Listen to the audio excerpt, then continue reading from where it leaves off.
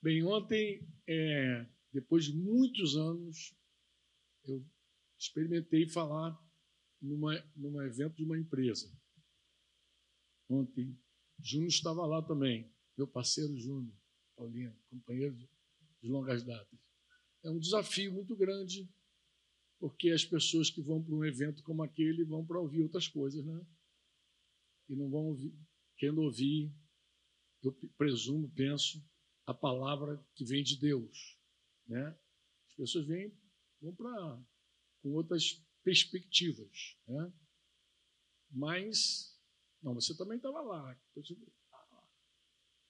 Tinha uma galera que estava na área. E tem uma turma, os chilenos também estavam lá dormindo lá no encontro, dormiram lá no encontro. Então tem, mas é um desafio muito grande, irmãos, falar. Por quê, Franco? Porque, irmãos, nenhuma palavra produz vida fora a palavra de Jesus. Ele mesmo disse que a palavra dele é espírito e vida. Então, qualquer evento, qualquer coisa bonita, qualquer coisa linda, maravilhosa, não é igual à palavra de Jesus. Então, é muito difícil. Se torna uma coisa muito difícil, entendeu? Porque não tem como você animar as pessoas fora da palavra de Deus. Não tem vida fora da palavra de Deus. Tem outras coisas, mas não tem vida. E eu falei rapidamente com eles sobre a vida. E falei para eles que a vida ela se fundamenta em relacionamentos corretos. A nossa vida, tudo que nós somos, tudo que nós temos, tudo que nós fazemos, se fundamenta nos nossos relacionamentos corretos. Relacionamentos que começam com Deus. Eu precisei dizer isso também, né? É Deus. Tudo começa com Deus. Relacionamento com Deus. Depois nós temos relacionamentos diversos, né? Há muitos anos mesmo, eu lembro da gente conversar sobre isso com os discípulos e falar que quando o homem pecou, e todo pecado fere relacionamentos, irmão. Todo pecado fere relacionamentos. Quando você erra o alvo, você machuca o Senhor, mas machuca as pessoas que te amam. É inevitável. Então, quando você tem um problema relacional, é porque você, de alguma forma, cometeu um erro. Você fez algo em nome. Você agiu por conta do teu egoísmo. Você fez algo pensando no teu próprio prazer. Então, quando você age assim, dessa forma, buscando o teu próprio prazer, buscando a tua plenitude pessoal de uma forma egoísta, em geral, você fere relacionamentos. Alguém sai machucado. Né? Quando o homem, a primeira vez que ele faz algo fora da vontade de Deus, ele quebra esse relacionamento com Deus, essa comunhão. O que a gente chama de comunhão? Ele quebra.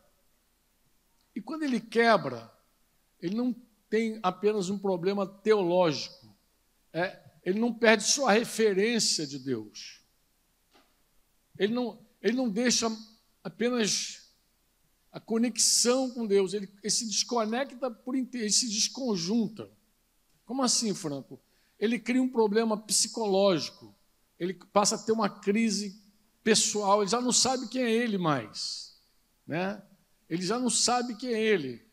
Ele cria um problema, alguém podia dizer assim, familiar, a relação Adão e Eva, depois os filhos, Caim e Abel, gerou um conflito, já não tem mais uma noção do que é família.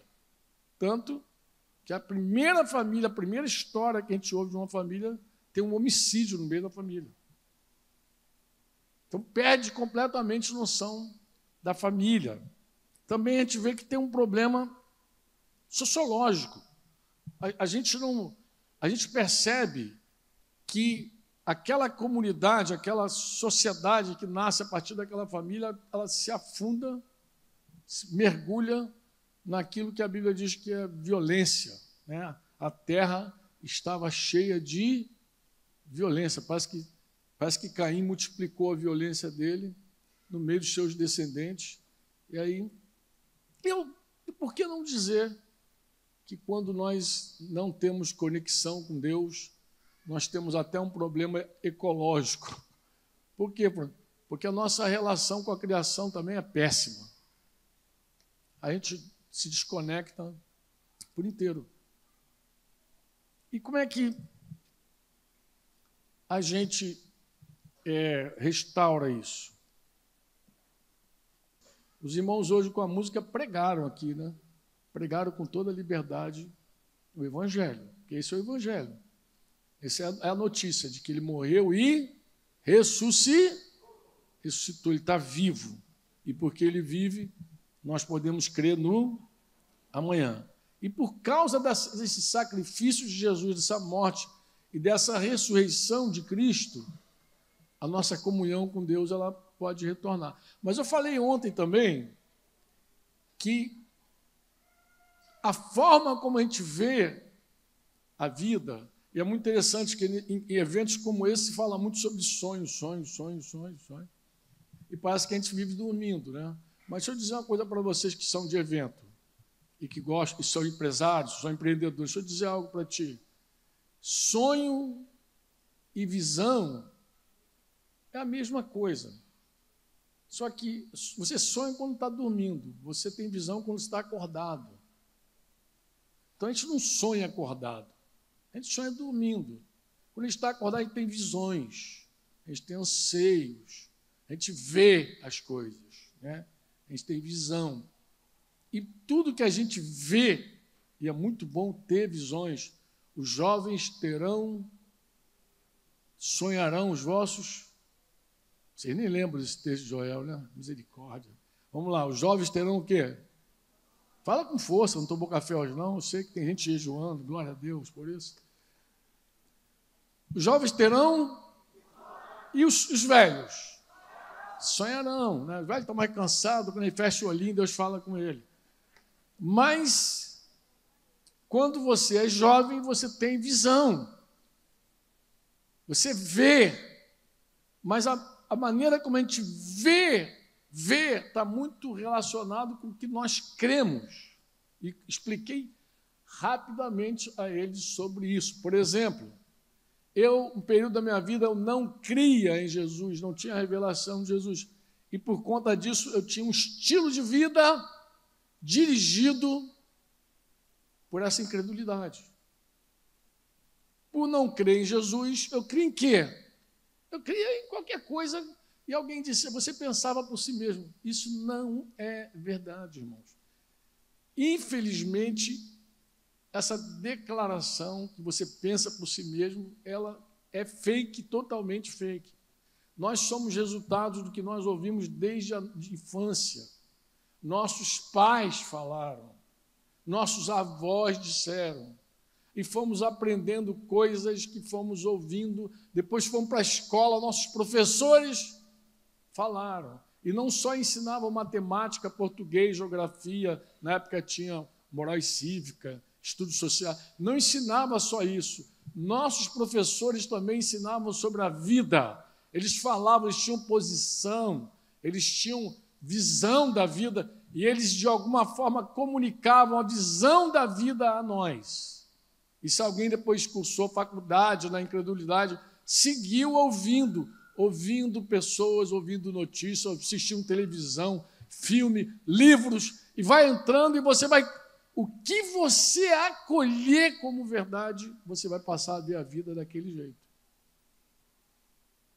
Como é que você vê, por exemplo,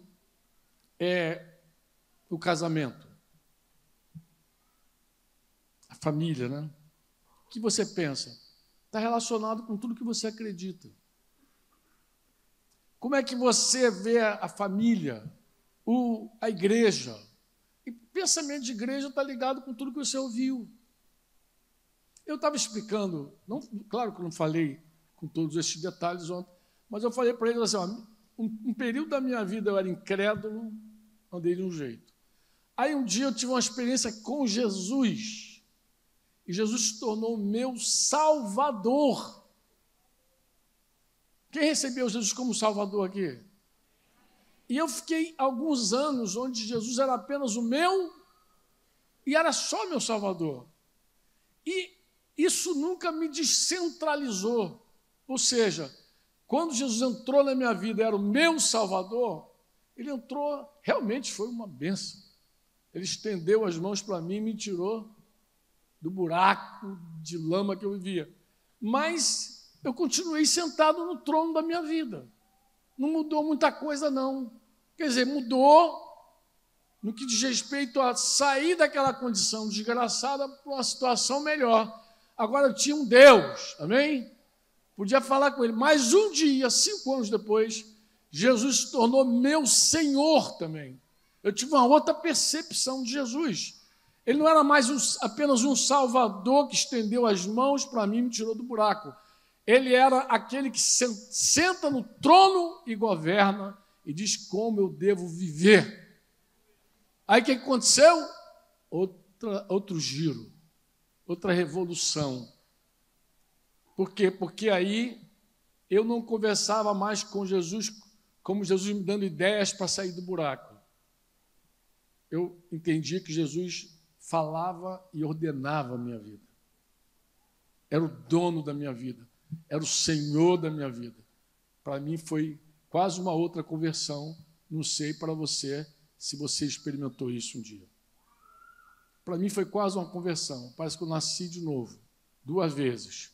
Uma quando Jesus foi meu Salvador, me salvou. Outra é quando ele se tornou o dono da minha vida. Meu Senhor, meu Kyrios. E tudo isso, quando Jesus entra, vai mudando toda a nossa forma de ver tudo. Porque a gente olha para a Bíblia e vê que a Bíblia é o que a Bíblia diz que é. A palavra do Senhor, inspirada pelo Senhor. Amém? Divinamente inspirada. Eu quero ler com você João 6, 2 versículos, 63 e 64.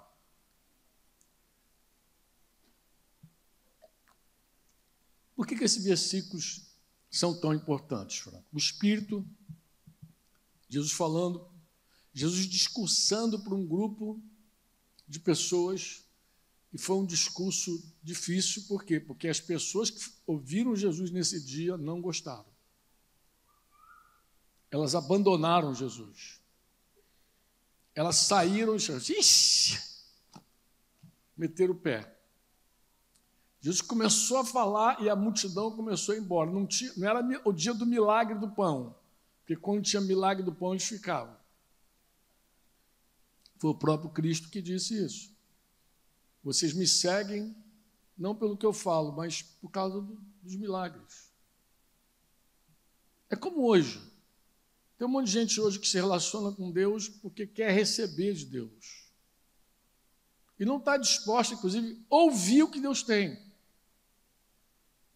Porque tem gente que, quando ouve algo que não gosta, já mete o pé. Isso, cara, coisa pesada. Mas pesada é a palavra de Deus? Se é vida para você. Jesus, no meio daquele discurso, ele diz assim, o Espírito é o que vivifica. A carne para nada aproveita. Sabe o que é nada? Sabe o que é nada? É nada. Aproveita para nada.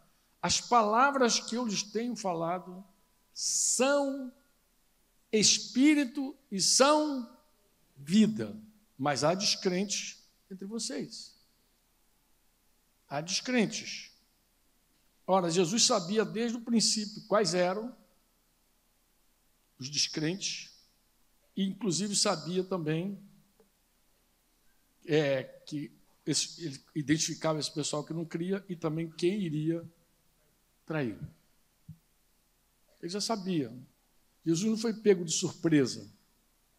Ele tinha noção de todas as coisas. Quantos de vocês podem dizer assim, amém? Quando essa palavra de Deus entra em nós, irmãos, eu preciso dizer isso para vocês, meu coração está explodindo com relação a isso. Que é assim, como é triste ver cristão que não pesa o que Deus fala. Como é triste. Porque você sabe que aquela pessoa vai sofrer em algum momento. Outra coisa, se ela não é lavada pela palavra, ela vai continuar debaixo da influência do mundo, questionando, inclusive, o que Deus diz. Está dizendo para eles. Então, quando Jesus se tornou meu Senhor, as coisas mudaram. Mas, por exemplo, meu conceito de casamento mudou. Eu tinha uma ideia sobre casamento, que eu recebi, era o meu legado, que eu ouvi, aprendi aqui, ali, lá. Um dia li Jesus falando sobre o que é casamento. O dia que eu entendi Jesus falando sobre o que é casamento, acabou. Minhas palavras são espírito e vida, acabou. É o que ele disse e acabou. O que eu posso inventar fora do que ele disse? É muito triste, irmãos, no tempo que a gente vive, como as pessoas falam coisas que não estão na Bíblia. Falam o que Jesus não disse. Irmãos, dá dor. Inclusive, tem gente que manda um monte de coisa para eu ver, eu não tenho tempo. Primeiro que eu não tenho tempo para ver, e depois, irmãos, eu não tenho paciência para ver. Quando começa a falar bobagem, eu já nem quero ver, já clico, acabou, não vou, nem deixo entrar. Porque eu já não tenho tempo e eu não tenho paciência. E tem gente que consome aquilo ali como...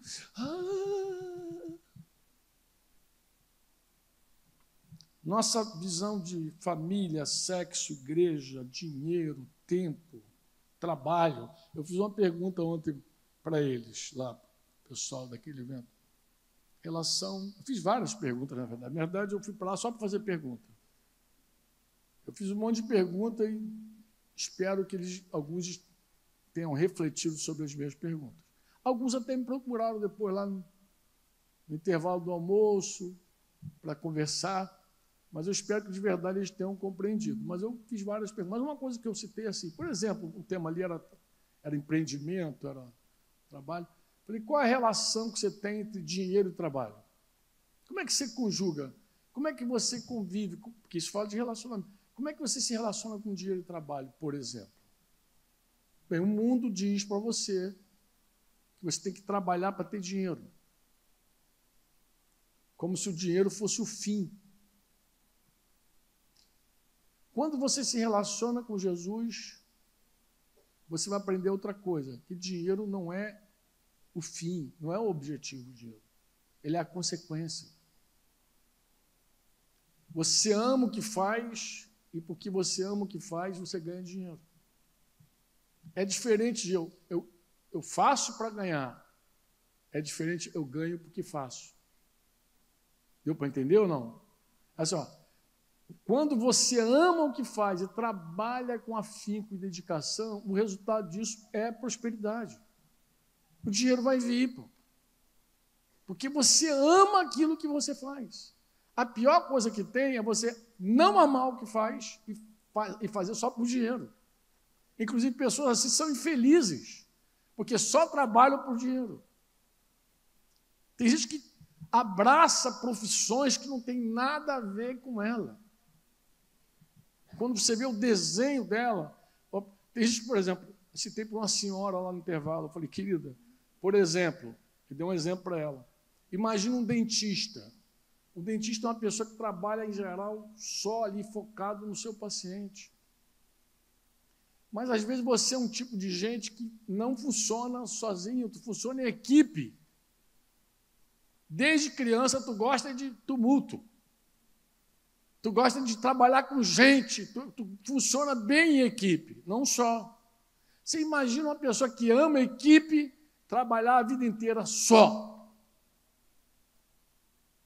Uma pessoa que detesta burocracia, trabalhar a vida inteira como burocrata. Não tem nada a ver com ela. Então, é disso que eu falo. As pessoas se movem por dinheiro e depois são infelizes. E depois querem colocar a culpa até em Deus por isso. Mas quando você se relaciona com Jesus, você vai aprendendo a se relacionar também com as coisas. E cheguei no tópico lá finalmente, do que eu ia dizer, trabalho e tempo. Porque o trabalho também não é um fim em si mesmo. O trabalho é uma bênção. Mas todos nós precisamos aprender a pausar.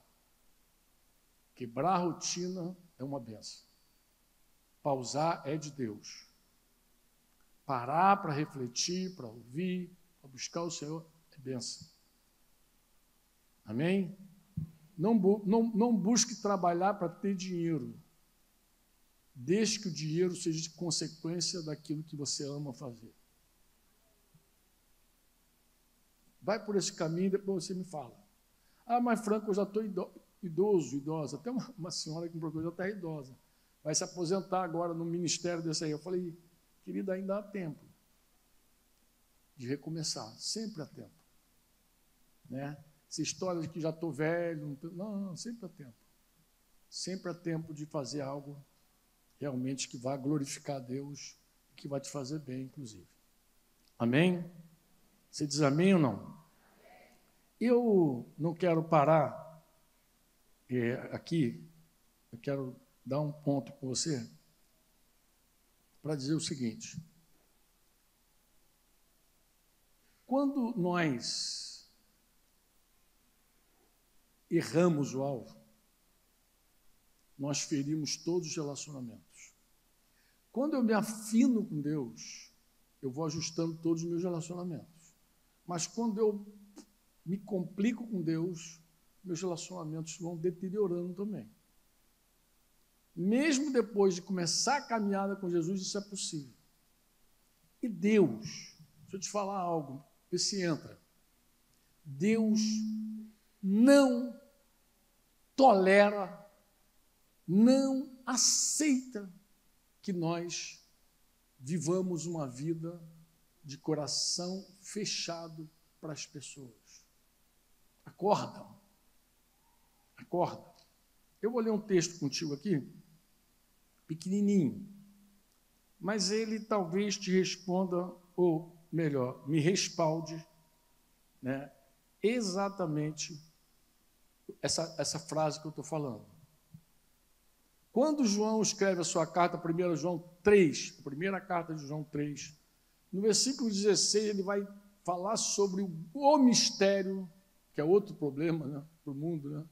Essa palavra amor. Outra tristeza que dá de conversar com crente é quando o assunto é amor. Misericórdia. O cara encasquetou na cabeça que amor é uma coisa e não consegue ver como Deus enxerga o amor. E parece que não sai, cara. Você fala, ele parece que entendeu tudo, daqui a pouco ele volta o mesmo vício.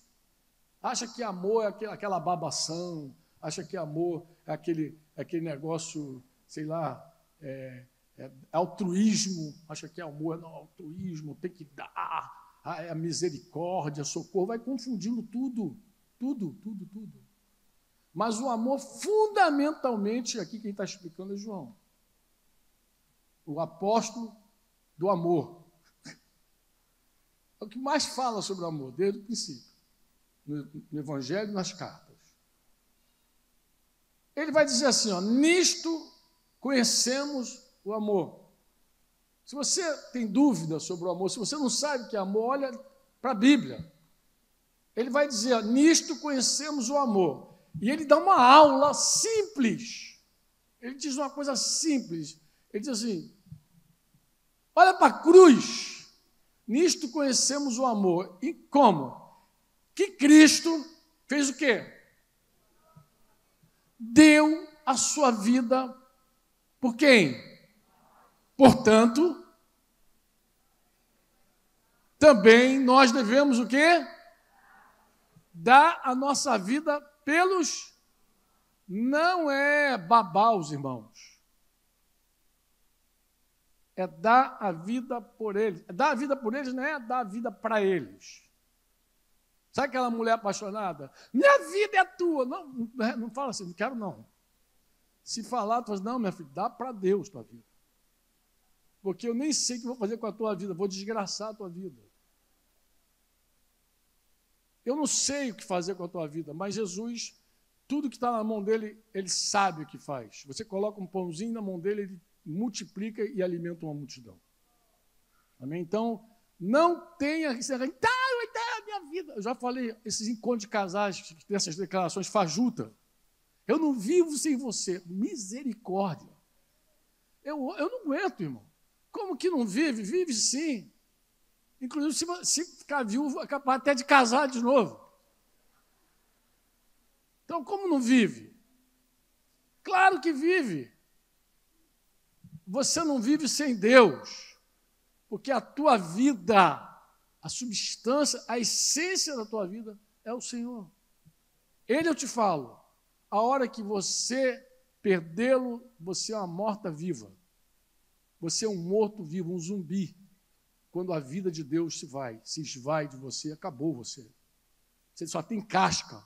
Você vira um fariseu, verniz bonito por fora, mas oco por dentro. Quando a comunhão com Deus se quebra tudo, irmão. Você não tem mais nada. Você está falido. Pode até ostentar santidade, ostentar, mas Deus sabe que você está morto, vazio, não tem nada. Mas com relação às pessoas, amor, voltamos para o amor. Por favor, volta o texto aí. Nisto conhecemos o amor, que Cristo deu sua vida por nós. É desse jeito que Deus interpreta amor. Quando alguém entrega a sua vida a Deus por outra pessoa. Se você pegar Efésios 5, tu vai ver a mesma coisa, Paulo falando. Sede imitadores de Deus como filhos amados, andai em amor. Como Cristo nos amou e se entregou. Então, toda vez que fala de amor na Bíblia, fala de entrega. Consagra a sua vida a Deus e ama a tua família. Consagra a tua vida a Deus e ama teus amigos. Consagra a tua vida a Deus. Viva para Deus e você vai fazer o bem às pessoas. Você não vai ferir relacionamento. Tu vai criar novos vínculos e vai manter esses relacionamentos. Por amor, nós abrimos mão de nós. Por amor, nós excluímos coisas que nos dividem e que gera suspeita. Sabe quando tua mulher está insegura, por exemplo, assim? Contigo, às vezes tu exclui coisas da tua vida. Não é nem porque está te fazendo mal, mas é porque está gerando suspeita na tua mulher, divisão no teu marido. Aí você exclui. Bom, isso aqui eu vou arrancar da minha vida. Por amor. É o amor que faz isso. O amor diz não para você e sim para Deus e acaba abençoando o outro. Edifica outra pessoa e forma relacionamentos, fortalece relacionamentos, esses vínculos maravilhosos.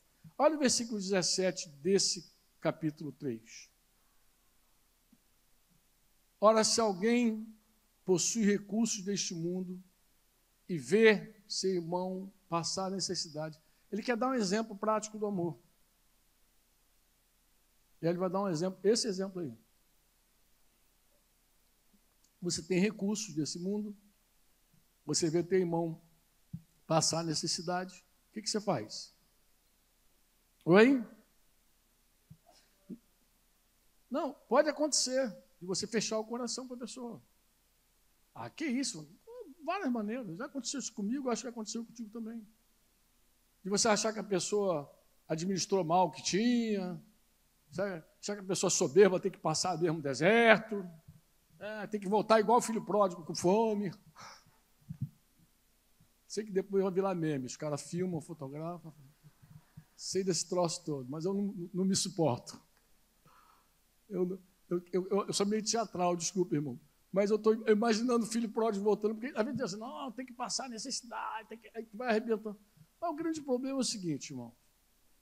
Quando você fecha o coração para alguém, aqui ele está dando um exemplo.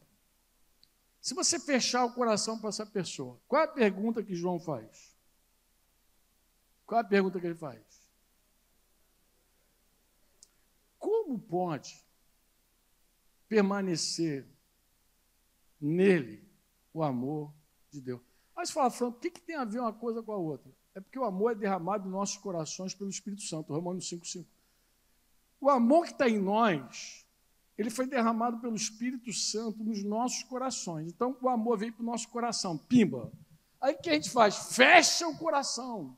Não para Deus, porque na nossa cabeça é tudo lindo e maravilhoso. Exaltar-te-ei, ah, meu Deus. Não está achando que está amando Jesus do mesmo jeito, está lindo. Você fechou, foi para aquele alma cansada, aquele irmão pidão, aquele irmão cansado, aquele irmão... Aquela história antiga do... Tem 20 aí? Não, não tem. Tem 10? Não, não tem não. O que é isso no teu bolso? Colírio. Então pinga aqui, 2 pinguinhos.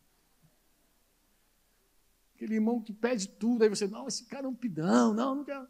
Você não fechou para Deus, tu fechou para Ele. Só que a hora que você fecha para essa alma bendita, o que você está fazendo? Você está enclausurando o amor. Você pensa que o teu problema é com João, mas o Espírito Santo está aqui dentro. Deus, diga comigo, Deus. Diga com força, Deus não habita num coração fechado. É isso que ele está dizendo. Deus não habita num coração fechado. É que nós não fechamos o coração para Deus. Não tem nenhum maluco aqui que quer fechar o coração para Deus. Nenhum cristão em sã consciência fecha o coração para Deus. Nós fechamos o coração para as pessoas. E pior, nós fechamos o coração para as pessoas e achamos que Deus tolera isso, de boa. Deus vai compreender. Aí você não lê a Bíblia. Tu não lê Mateus 5, quando você for colocar a tua oferta no altar. Lembrou, teu irmão tem algo contra você, vai lá rápido, depressa, reconcilia-te com ele, deixa a tua ofertinha, vai reconciliar. Por quê? Porque existe um adversário, esse te entrega ao juiz, o juiz é o oficial de justiça, o oficial de justiça, te coloca em cadeia, você não sai dali até que pague tudo. Reconcilia depressa.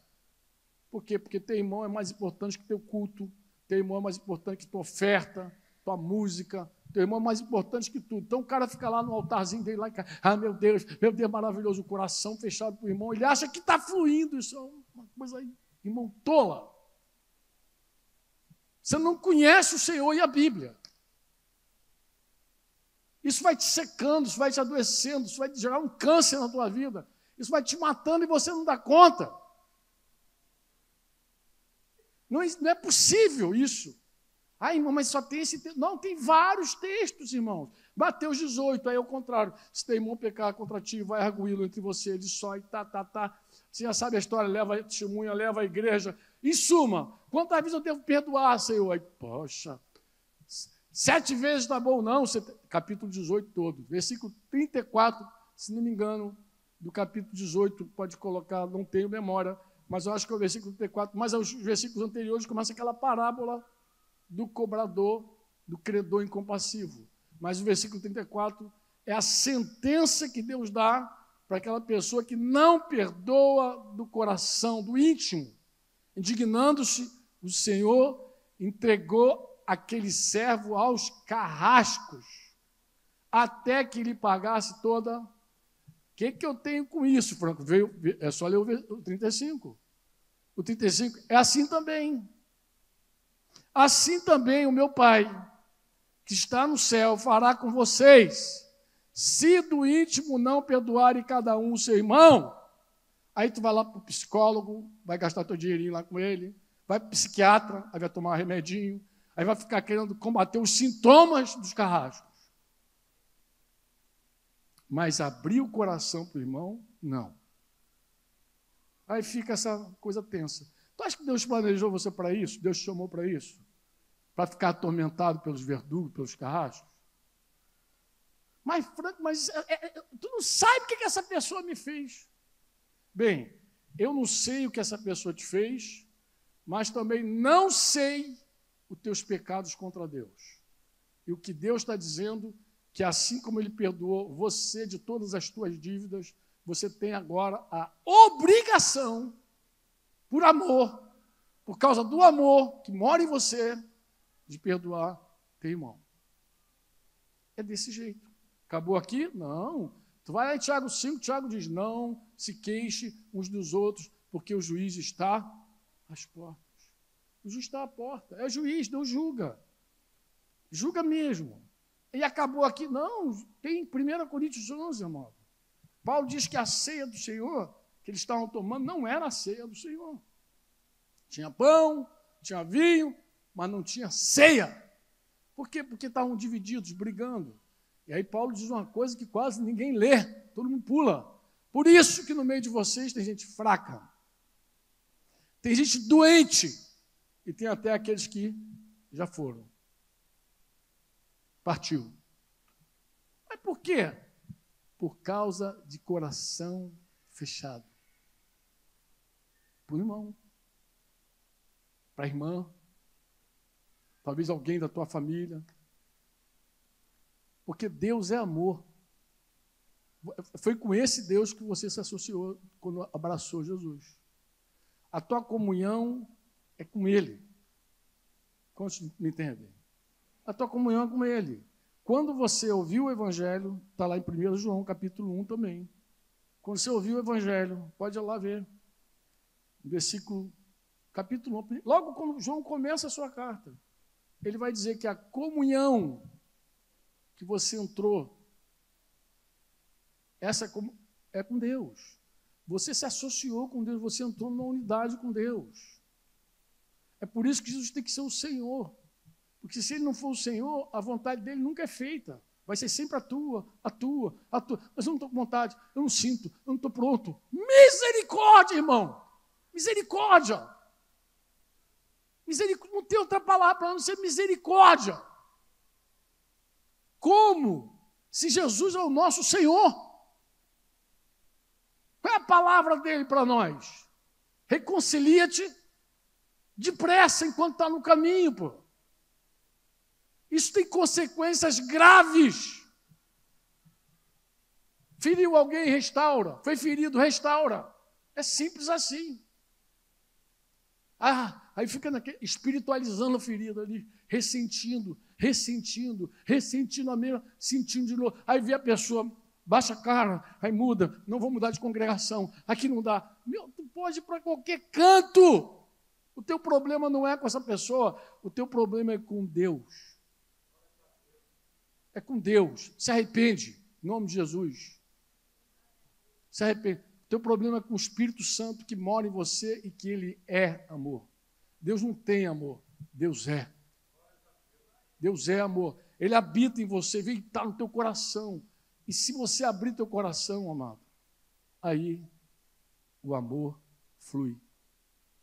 Flui em direção a Deus, flui em direção à igreja, flui em direção ao mundo. Você vai amar as pessoas. Não deixe esse canal fechar. É uma tolice, irmãos. Uma tolice. Não deixe os filisteus lá jogarem pedra no teu poço. Não deixa não, pô. Isso é uma tolice. Não permita que a fonte de água viva seja interrompida. Porque o final disso é triste, é fraqueza, é doença, é morte. Está escrito.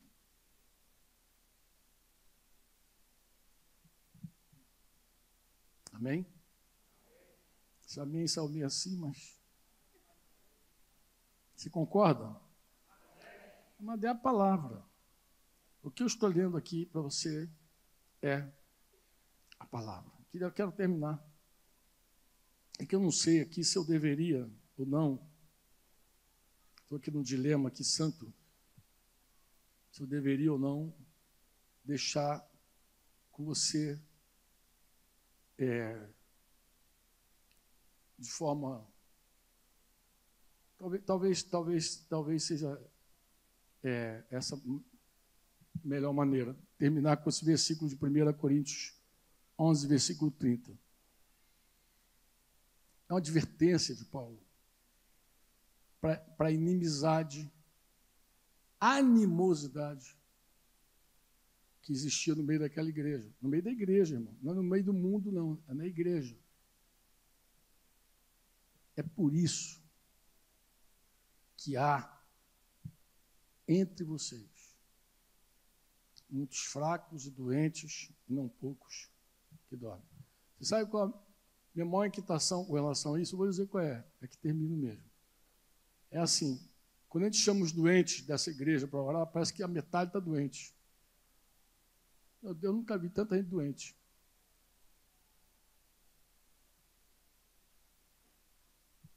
Cada um com um problema. Ah, mas é normal, está ficando velho, né? Tá ficando... Não é normal. Pode ser comum, normal não é. O meu cuidado como pastor aqui é adverti-los para essa palavra. Porque tu vai orar e não vai mudar o cenário. Porque nós temos visto milagres entre nós. A gente poderia abrir o microfone aqui e várias pessoas contar milagres. Contar curas que provou, milagres que provou. Aqui no nosso meio, lá no presbitério orando, tem várias pessoas com testemunho para contar. Pode se inteirar que tu vai saber. Mas o que não muda o quadro? Não muda quando você vem aqui dividido, rachado, com o coração fechado. Não vai acontecer nada. Vai se emocionar, vai chorar e vai seguir doente. Vai seguir fraco e só Deus sabe onde você vai chegar nessa teimosia sua. Só Deus sabe. Então esse é o meu peso. Eu tenho que adverti-los sobre isso. Porque essa palavra, ela nos adverte. É por isso que há entre vocês muitos fracos e doentes, e não poucos que dormem. Paulo está falando isso, e pronto. É por isso. Está explicando a causa. Você quer tratar o sintoma ou a causa? O que você quer tratar? A dor é só um sinal que está ruim. A dorzinha é só um sinal. Você quer tratar do que, amado? Você quer ir na raiz do problema e tratar do problema? Você tem pânico, tem depressão, quer tratar do quê? Do sintoma da depressão ou você quer tratar da depressão? De verdade. Porque o teu remédio de depressão só trata do sintoma. Não tem poder para te curar. O que você quer? Vamos orar. Vamos ficar de pé em nome de Deus. Não vou convidar ninguém para vir aqui. Vamos ficar de pé no nosso lugar. Em nome de Jesus. E eu quero te dar uma direção de Deus para a tua vida. Vamos orar em nome de Jesus. Amém? Amém. Pai, em nome de Jesus, nós estamos hoje, mais uma vez reunidos na Tua presença, Senhor. Vivemos na Tua presença, Pai. Mas todos os domingos pela manhã, a gente quer, alguns domingos, na verdade, são todos, Pai. Mas a gente quer estar aqui reunidos como discípulos dessa comunidade de fé, invocando Teu nome, cantando para Ti, Te exaltando, pulando alegremente, dizendo que Tu és bom, dizendo que Tu vives, dizendo que a Tua morte não foi em vão, cantando para Ti, orando uns pelos outros. Pai, a gente vem aqui a cada domingo ouvir Tua voz também, Pai. A gente quer Te ouvir. A gente quer saber o que está no Teu coração, Pai. Pai, no nome de Jesus, nós te fazemos um pedido muito especial na manhã desse dia. Tu conhece a causa de todos os problemas que vivemos. A causa. Pai, nós não queremos tratar da consequência. Nós não queremos tratar dos sintomas, Pai. Nós queremos tratar das causas.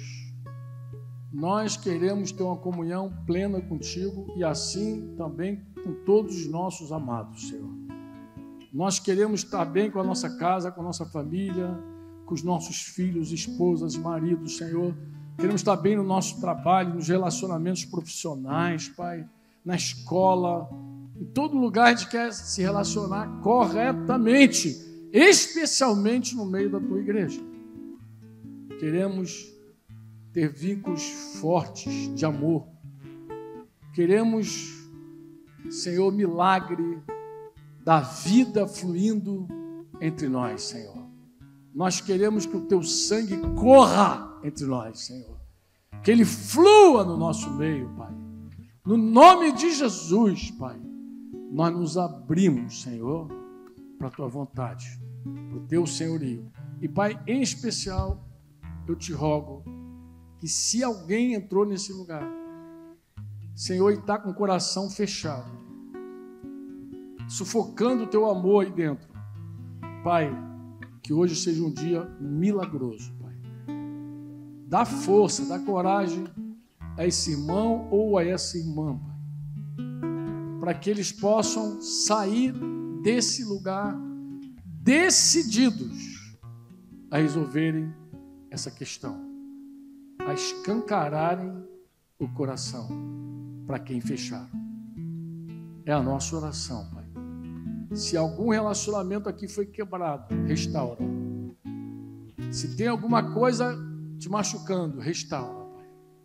Se tem algo que tu está condenando, restaura, Pai. Se tem algo que tu está repreendendo, restaura, Pai. É a nossa oração. No nome de Jesus Cristo. Quantos podem dizer amém? Amém.